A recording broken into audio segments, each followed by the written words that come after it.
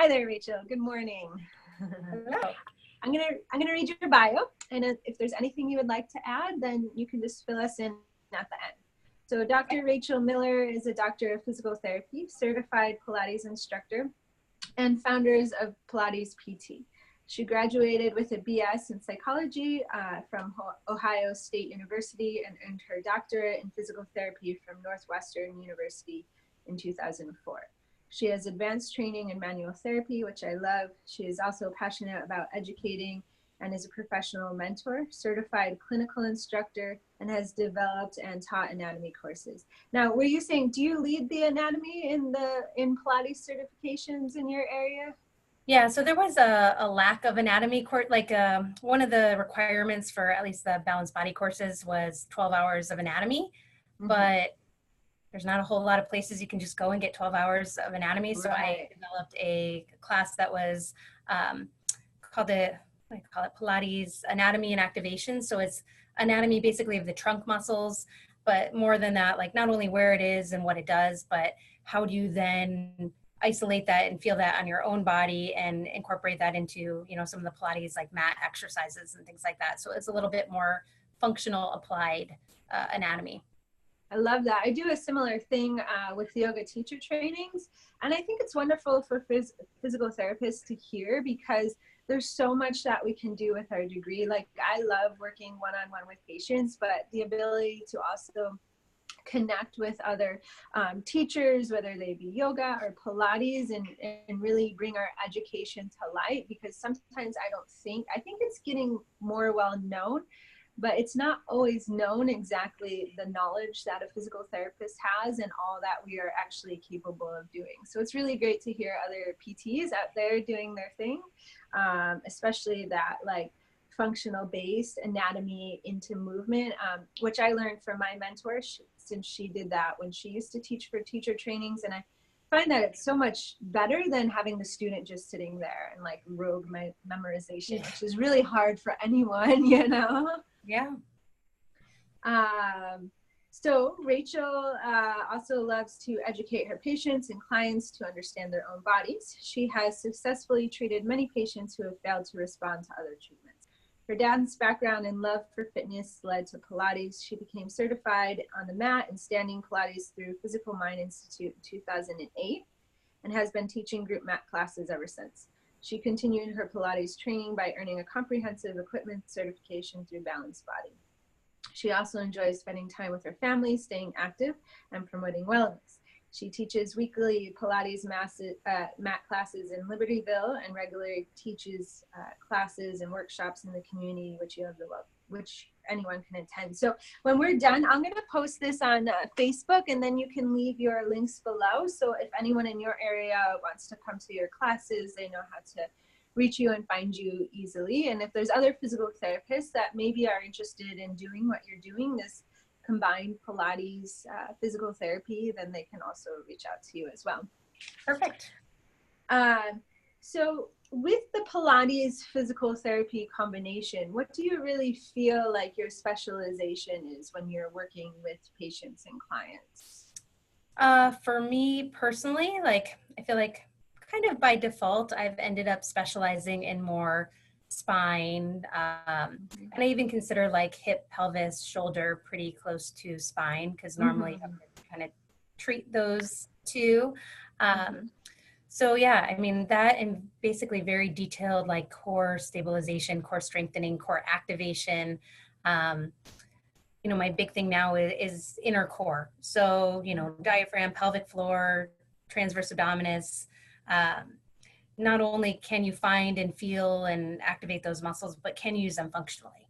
So, you know, teaching breath, teaching concepts, I think, you know, like I'm using exercises as a way to, strengthen a muscle here or there, but more so teaching concepts. So, you know, I want things that people can apply to their everyday life. I want things that people can apply to, you know, if they love yoga or they love weightlifting or they love whatever. Okay, great, but how do we get you to use the muscles that you need to be using when you are doing that activity? Because most likely they're probably not using their body as efficiently or as effectively as they could be. So that's kind of my niche. Can you think of like a patient off the top of your head and like maybe walk us through like maybe a quick progression or summary of how you brought some of these concepts into like their treatment sessions? Yeah, I mean, there's a lot of them, but you know, for for I kind of am a little bit of that, you know, outside of the box. Yes, Or I do get a lot of people who have been for physical therapy or chiropractic or, you know, other types of care and obviously not gotten completely better. So a lot of times I'm that next place of what can you do that's a little bit different. But yeah, I mean, actually I have somebody that went for physical therapy at a traditional clinic. She was even on the reformer at that other clinic doing Pilates. And didn't really help after a few months. Wasn't really better. Ended up coming here, and with the first time I got her on the reformer and literally just changed the position of her pelvis and her breath pattern, she's using completely different muscles, and she had literally not ever done that in her other, you know, prior PT. So, you know, we've focused a lot on core stabilization and education, and she's significantly better, you know. Good. So it's just different. I think it's, for me, it's a lot of education for people. It's really just connecting the dots and making those light bulbs go off and making people understand their own bodies a little bit better. So yeah, I mean, I have people that come in with ankle pain, and within, you know, the just PT eval, like that ankle pain is actually coming from their back.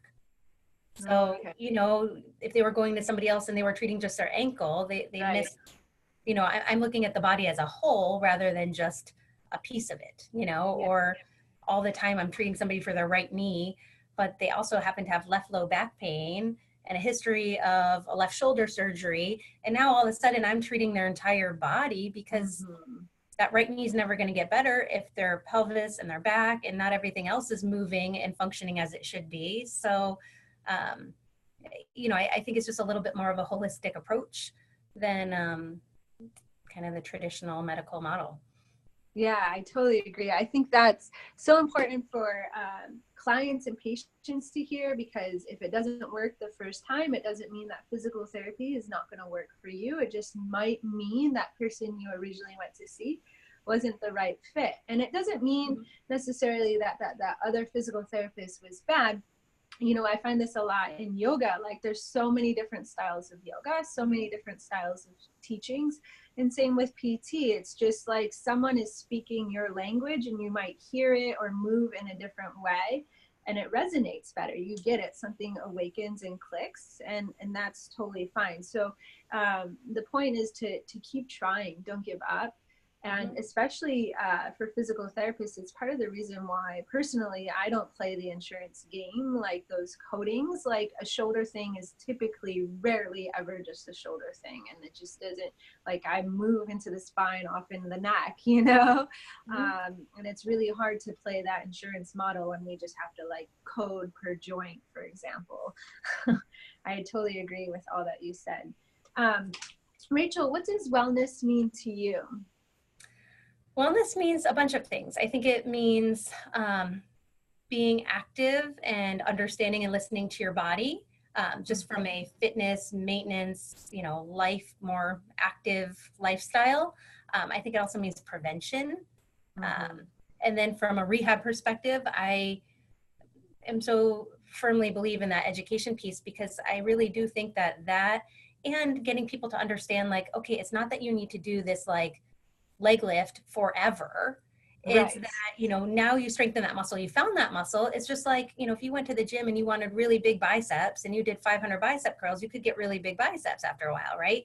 But if you stop doing bicep curls for a few months, they're not going to look like they did back then, right? Like, you have to maintain some connection and some use of those parts in order to just, you know, maintain. Function. So I think it's helping people figure out, what do you like? What are you actually going to do?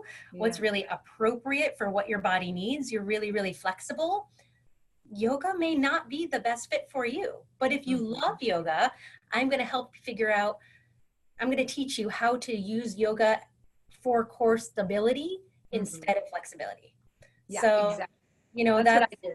how I approach it. Being Yeah, being the hypermobile person, I've had PTs in the past tell me before, don't do yoga. And those were the most miserable months of my life, personally. So I always try to make sure that PTs understand that yoga is not always flexibility, which social media portrays, but there's a lot of therapeutic benefits. But that's the beauty about Pilates and yoga. They're a lifestyle. So if someone really likes or gravitates to one versus the other, or CrossFit or running or surfing or whatever it may be, as long as they understand like that connection of like wellness and functional movement in relation to like whatever piece they were working on with you, and they can bring it into their life and it becomes a lifestyle. That's how I find typically that patients will maintain feeling better, because it just becomes part of their life. It's not like this random exercise they're doing at home for like 5 minutes that they're going to forget about eventually down the road, you know? Sure. But And I think yeah. it's giving you the tools. Like if you've had back pain for 20 years, you're probably going to need to do some sort of core work on a somewhat regular basis, whether that's once a week, twice a week, you know, whatever. But if that back does start to act up, what can you do right now to get rid of it yourself without having to come back to see me or go to somebody else? Like giving people the tools to understand their body so they kind of know how to self-manage it. I can't guarantee you're going to feel good every day forever. Like that's not realistic. So let's keep you good as much as we can. And when it's, you know, not so good, hopefully you can kind of get rid of it right away rather than having to suffer for days or weeks or months. So I think that's, you know, the difference in mentality versus, you know, traditional medical models. Like you put out the fire, you treat that body part, and then, you know, you're done. Versus, actually, I had somebody recently who had an upper back strain. I could get that better in 1 or 2 visits, but she also had chronic neck pain and stiffness and tightness on a very regular basis. So it was like, well, I could see you for like 1 or 2 visits for your upper back, or we could do an extra like 2 sessions maybe and really get to the bottom of your neck stuff and how to break that pattern and not have neck tightness all day, you know, all the time. So, you know, it's giving people the choice of like, how much do you want to invest in your health and wellness? Because you have to do some work if you want to stay better. I can't just magically like heal you. I can facilitate, but you have to participate if you want to, you know, stay feeling better.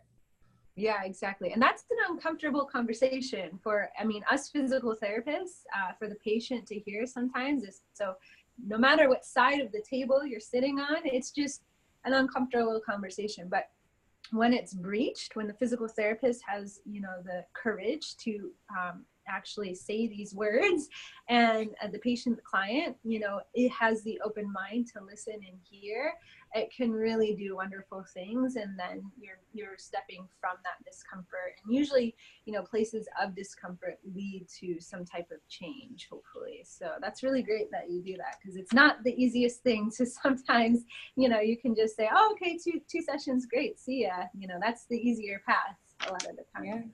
Yeah, it doesn't bother me. I mean, I'm checking every single person I see for abdominal separation. And, you know, in this case too, like she needed some core work. And like, is that directly correlated with her upper back strain? Yeah, you know, but does she need that to just, you know, prevention, wellness, feel, you know? Yeah. So, yeah. And that's the other benefit. I'm out of network as well. So like, I can make that case. Like it is fine. We can treat the body as you need to, and as we determine as a team what is appropriate, versus the insurance companies coming in and saying, wait a minute, that core issue has nothing to do with our neck. It kind of does. You know, it really does. She's a whole person, and she's got to hold her head up all day. So, you know. Yeah, I love it. That's great. So, you know, you might have mentioned some of these tips already, but do you find yourself like having like a really impactful tip or a suggestion or recommendation you find yourself giving to your clients and patients a lot?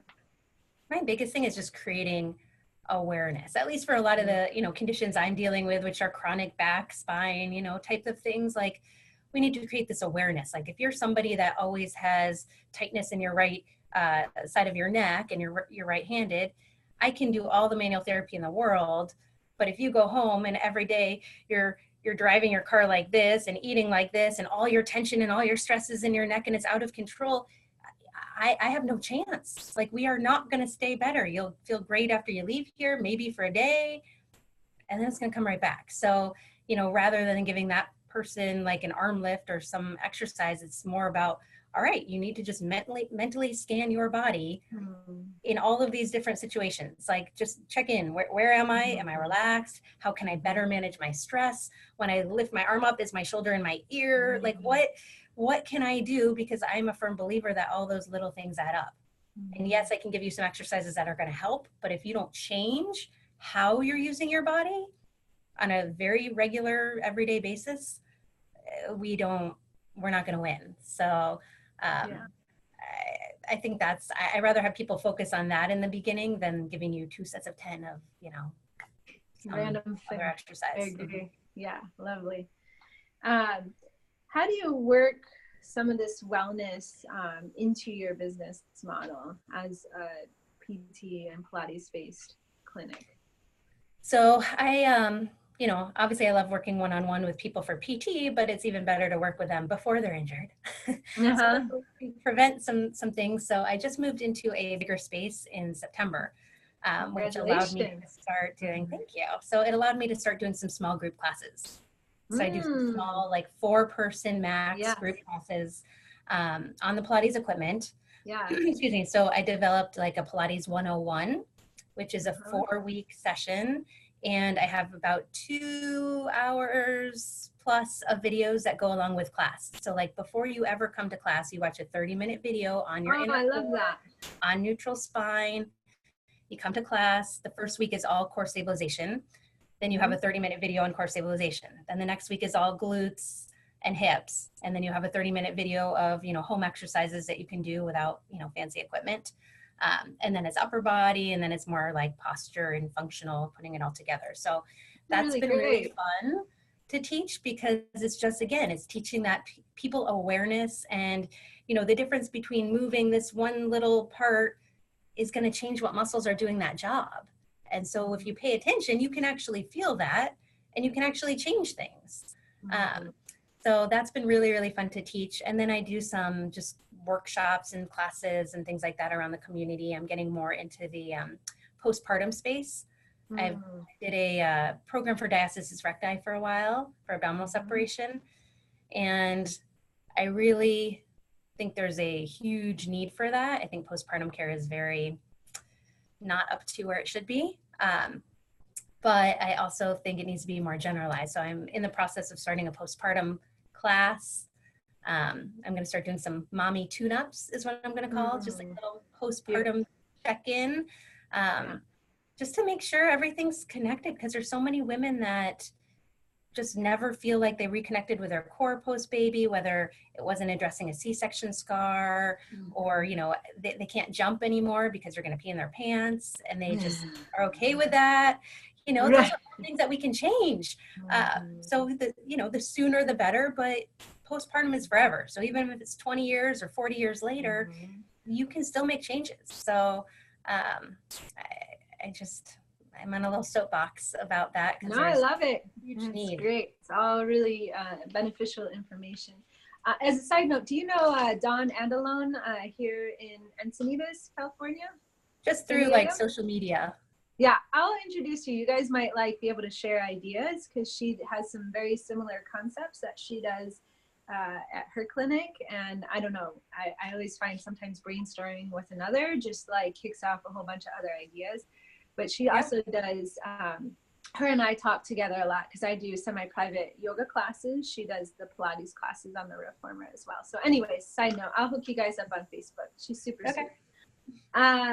So as, personally as a business owner, what's the biggest challenge that you've had to overcome? Being a business owner. I never wanted to own my own business. So when it happened, it kind of happened like by accident. And then it's just kind of, organically grown, which is fun. I mean, I love doing it, but I think just the business side of it, the legal stuff and the, the actual business setup is Admin. very scary and daunting. And, you know, I've learned a lot as I've gone, but that was for sure the biggest obstacle is myself. Getting out of your own way. How long have you been open now? About 2.5 years.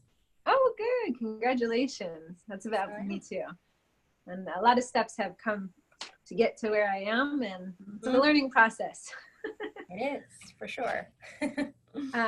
Well, being a business owner, how do you incorporate some of these wellness tips into your own life on your day-to-day?